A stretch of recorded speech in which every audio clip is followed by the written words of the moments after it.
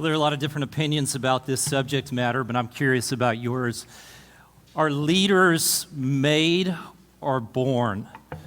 Just a quick show of hands. How many of you believe that leadership is kind of like being born with blue eyes? Either you have them or you don't. Go ahead and raise your hand. Hey, all you have to do is watch kids interact for about 5 minutes to realize there is something to this idea of being a natural born leader. I promise you, in every elementary school, there is at least one kid who will have his classmates or her classmates playing the games that she or he wants to play within 5 minutes of hitting the blacktop at recess. There are going to be little boys tomorrow who yell out goose instead of playing dodgeball because some little girl with natural-born leadership skills convinced them you want to play duck, duck, goose. We see that all the time. There is something to that, but does that mean that you can't be a leader if you're not born with this natural trait? Well, not according to author Stuart Friedman. Friedman did a deep dive in preparation for his book, Leading the Life You Always Want. He did a deep dive into the characteristics of men and women who are regarded as outstanding leaders in their respective fields. And his research led him to this conclusion that every single person has the capacity to become an effective leader. Now, that's good news this morning, at least it is to me. Let me tell you why.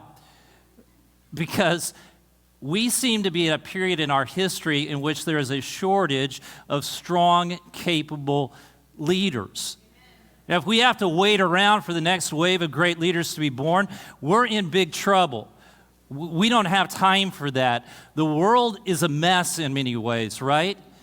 There is so much that needs to be fixed in government, in corporate America, in the home, even in the church. We need everyday people leading the way when it comes to restoring these broken places in our society right now. Now, that's one of the reasons that we're revisiting this story of Nehemiah. You may not be a natural-born leader, but if you will live out the principles that are modeled by this man of God, you will become an effective leader. So let's go back to our story, or pick up our story. Once Nehemiah convinced his boss that he needed to go back to the city of Jerusalem, once he got the boss's blessing and his support, he started that trek back to the city of Jerusalem. And in Nehemiah chapter 2, the second after that chapter, he gives a detailed account of how he spent his first few days in that city. And based upon his account, we can pick up or discern some principles that made him an effective leader. Now, the first principle that he models for us, it may come as a surprise to you, but here it is. This is it. Effective leaders value rest. Effective leaders value rest. Now, many of us might be saying, that doesn't sound right. I mean, there is so much to do. If you're a leader, you don't have time to slack off. You got to be blowing and you got to be going. I mean, you got to get things done. There's no time to take a moment off. And no doubt, oftentimes leaders are going to work harder than anyone else. We see this in this text, that there were times that Nehemiah worked when the rest of the city was asleep. But at the same time, you can't deny the fact that Nehemiah understood the importance and the value of rest. We read these words in Nehemiah chapter 2 and verse 11 and 12.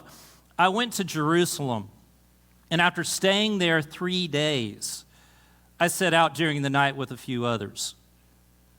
I imagine when Nehemiah arrived in the city of Jerusalem, he was anxious to get started. There was a lot of work to do, but instead of immediately taking action, he took time to recoup, and rightfully so. It was roughly 900 or so miles, that trek from Susa to Jerusalem. That's a long distance. How do you feel after you've driven 900 miles? I don't know about you, but I'm beat. All I want is a hot shower and a good meal and a warm bed. That's all I want. Now imagine spending 4 months on the back of a donkey or a horse to cover that distance. All of a sudden, 3 days doesn't sound like nearly enough time to recoup, does it? Now, rest, well, that doesn't come easy for most effective leaders because they feel such a great sense of urgency to accomplish what they've been entrusted to do. However, rest is an absolute must. You say, why exactly is that? Well, there are several reasons, but one is simply this. Your body is not designed to go nonstop. It's just not. And if you don't take time to rest, eventually your body will shut down and it will force you to rest. Now, some of you are thinking, Smith, shutting down's for the weak. No, it's not. Every single body shuts down if it doesn't get proper rest. That's not weakness, that's just reality. Even the Energizer Bunny has to have his batteries recharged every once in a while, right?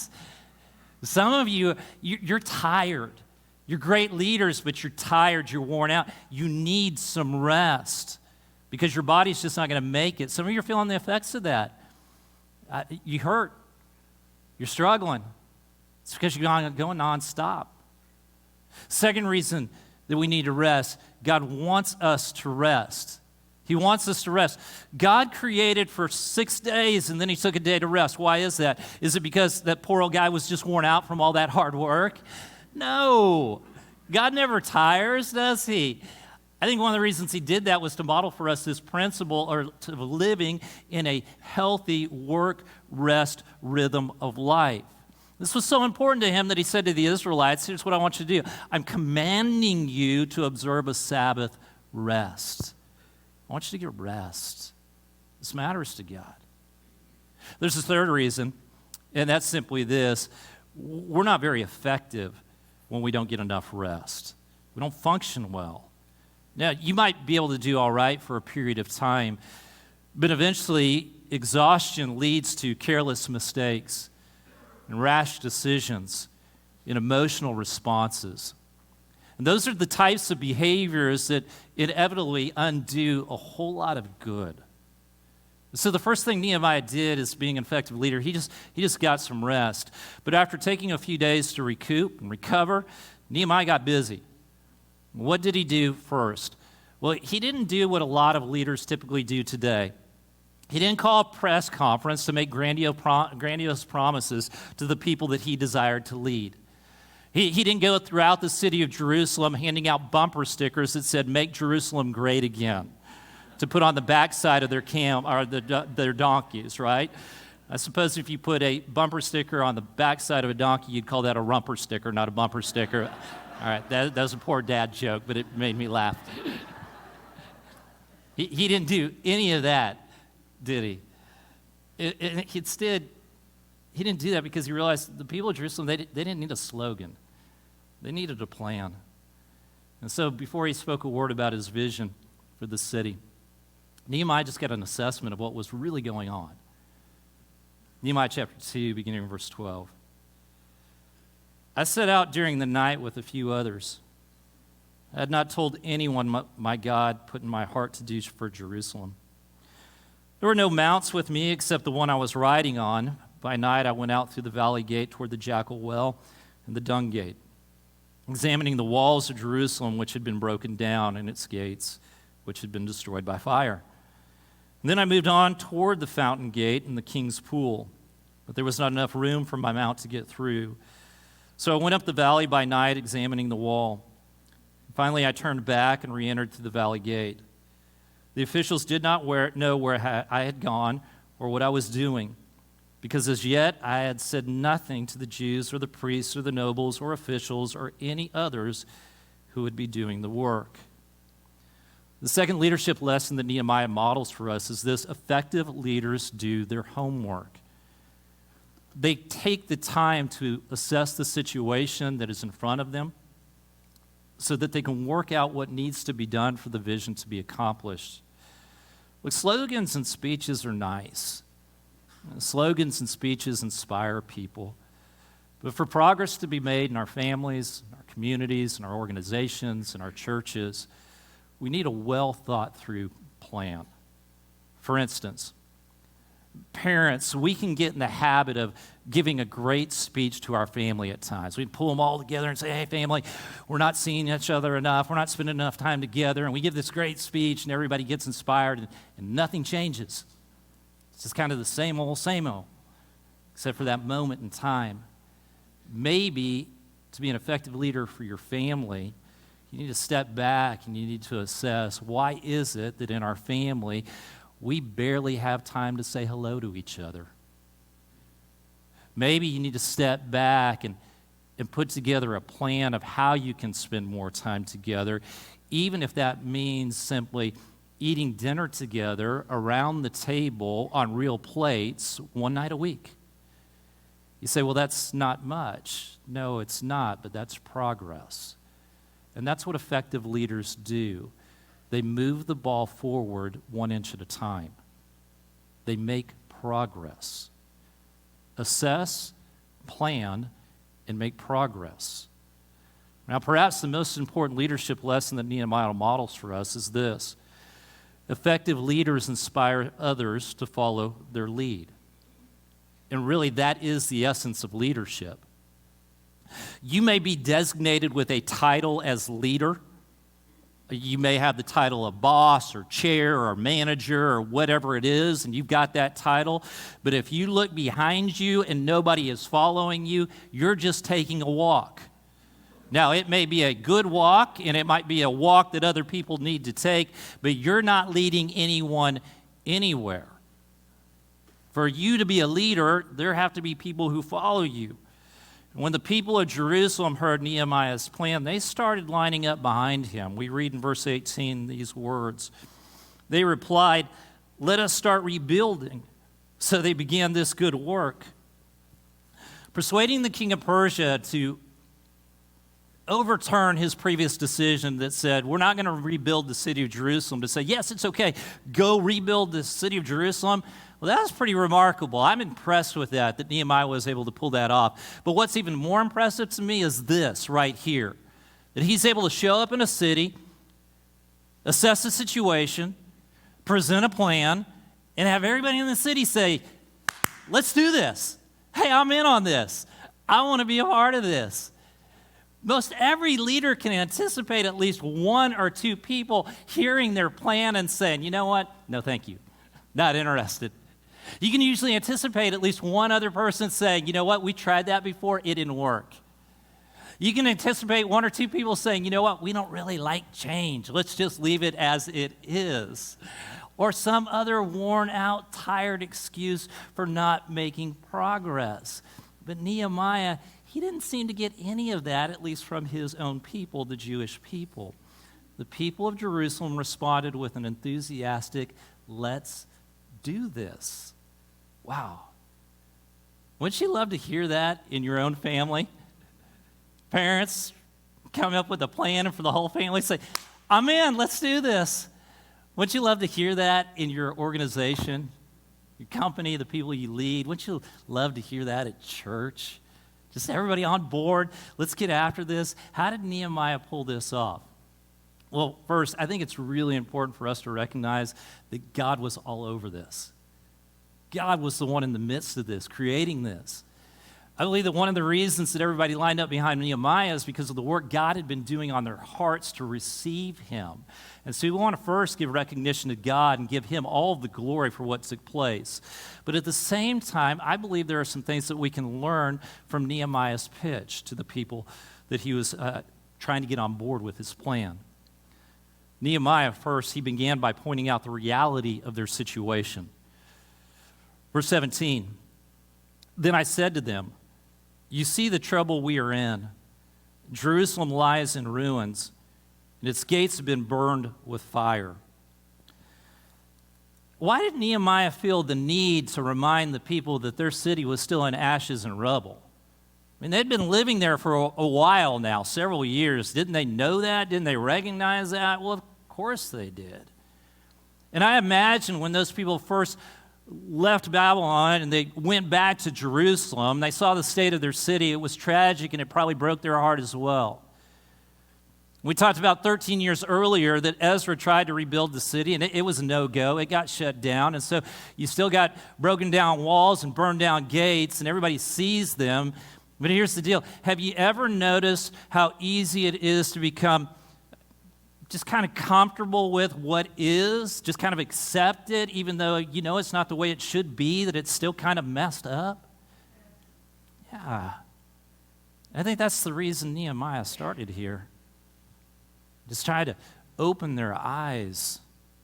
Hey, take a look around. Things aren't the way they're supposed to be. And that's what leaders often have to do. Leaders often have to try to open up the eyes of people around them to see things that aren't the way they're supposed to be. And even when people don't want their eyes to be opened, and a lot of times we don't, do we? We're just kind of content and comfortable. We don't want anybody to come along and disrupt our way of life. But leaders, they step into that and they say, this isn't the way it's supposed to be. Sometimes the leader has to say, hey, to the family, you know what? Sports and school activities have taken over our lives, and that's not right. It's not the way it's supposed to be.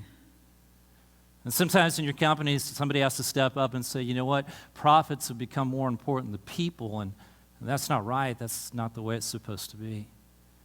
And sometimes a leader at a church has to stand up and say, you know what? We've become so focused upon ourselves and who we are and all the things we enjoy that we're not really thinking about the people outside of these walls that don't know Jesus.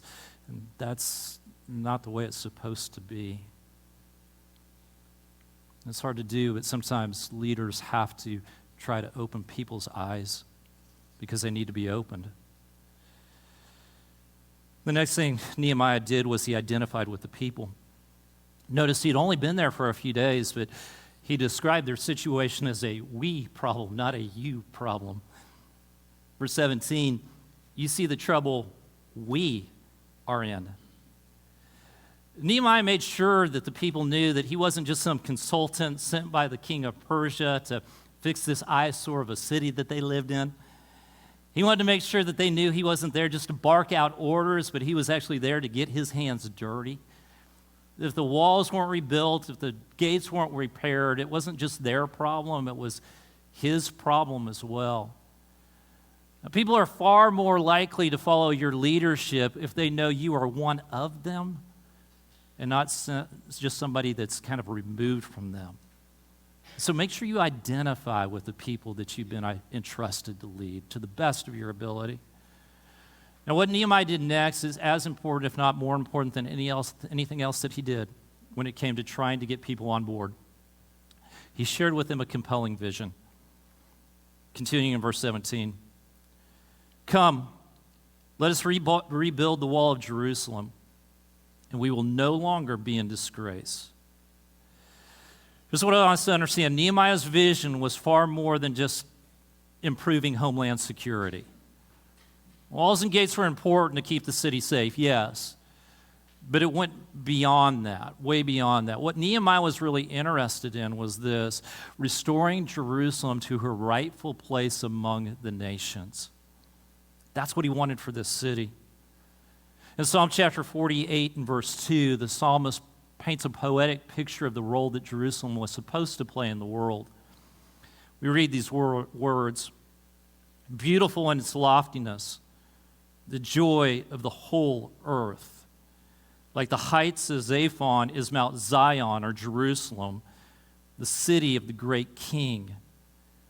This is who Jerusalem was meant to be: a great city, an inspiring city, a joy-giving city, a God-glorifying city, the city in which God dwelt. This may not be who Jerusalem was at that particular moment, but by saying so that the city will no longer be in disgrace, what Nehemiah was doing was saying, this is who Jerusalem can be. This is the vision. This is what we want to restore. This is why it's important. Do you know what the difference is between a critic and a leader?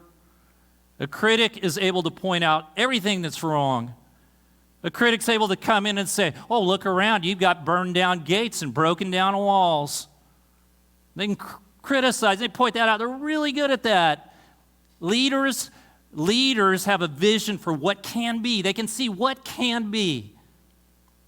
Critics often have people who will listen to them, but very rarely do they have people who will follow them. Leaders get people to follow them because people want vision. They want to see and be a part of what can be. People line up behind you if you've got vision. And if nobody's following your leadership at home or in the company that you work at or within your ministry that you oversee here at this church, it very well may be a vision problem. Maybe you're providing that compelling vision. And maybe the reason that you don't have that vision is simply because you're not spending enough time listening to God. You see, Nehemiah didn't come up with this vision because he took a night ride around the city to see all the things that were wrong. This vision came because he spent night after night in conversation with God.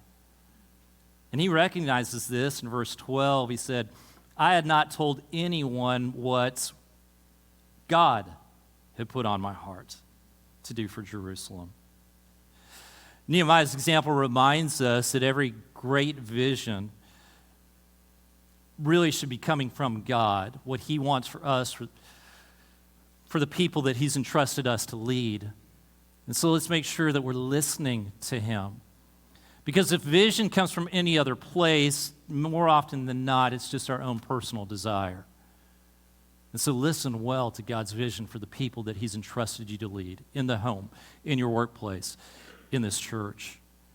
Now, another reason that people followed Nehemiah is because he invited them to do so. He didn't say, I'm going to build a wall. He said, let us rebuild the wall. It was an invitation to join in. If nobody's following your leadership, it may be because you're doing all the work or you're spending so much time doing all the work, you're not spending nearly enough time inviting people to join you. And you know what happens or who you attract when you do all the work yourself? You attract spectators, not followers. If you want followers, you got to invite people to participate with you. Ministry leaders, I want to speak to you for just a moment. If you really want people to be involved in your ministry, whatever it is that you're passionate about leading here, you got to invite people to join in. You say, oh, but it's so much easier to do the work. It's quicker and faster and less complicated, and I get all that. But you're not going to have followers if you do it. You'll get spectators. And so you need to invite.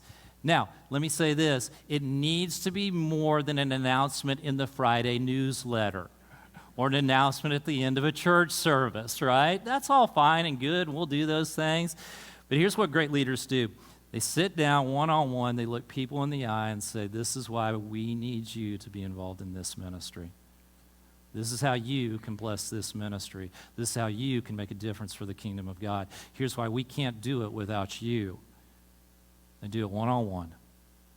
And so if you're leading a ministry, I want to encourage you to find people to have those conversations with. And we'll talk more about the importance of doing ministry together next week.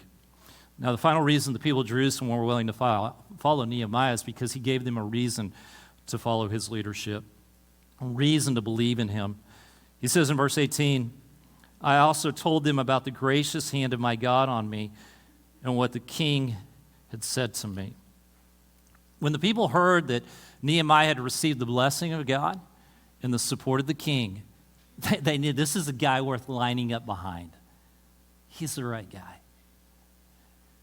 One of the best ways to attract followers is to make sure there's evidence in your life that the gracious hand of God is on you. And so pursue God more than anything else. So as we wrap things up, let me ask you a question. Where's your leadership needed most right now? Where's it needed most right now? Is it in the home? Is it in your company? Is it at school? Is it here at church? Maybe a couple of different places. Please think with me. Be thoughtful about this. Don't just say, oh, we're almost to the end of the sermon. Think about it. Where's your leadership needed most right now? Wherever it is, what do you need to do to be a more effective leader? Do you need rest? Some of you feel guilty saying yes. It's okay. Don't feel guilty. If you need rest, you need rest. Get the rest. It may be the best thing you can do for those who are following you. Get rest. Do you need to assess the situation before you and come up with a plan? Plan for your family. Plan for the people you lead at work. Assess it. Take the time to do that. Do your homework. Do you need to figure out why people aren't following your leadership? Maybe you're here this morning, you're thinking, I am a leader, but nobody seems to be following. I don't know what's going on. That can be very humbling, right? It's humbling for all of us. I am there often. I'm wondering what's going wrong.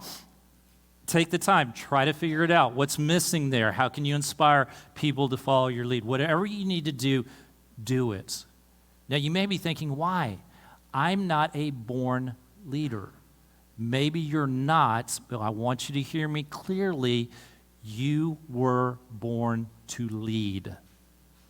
You were born to lead someone. May just be one person, but you were born to lead someone closer to Jesus Christ. So be the best leader you can be.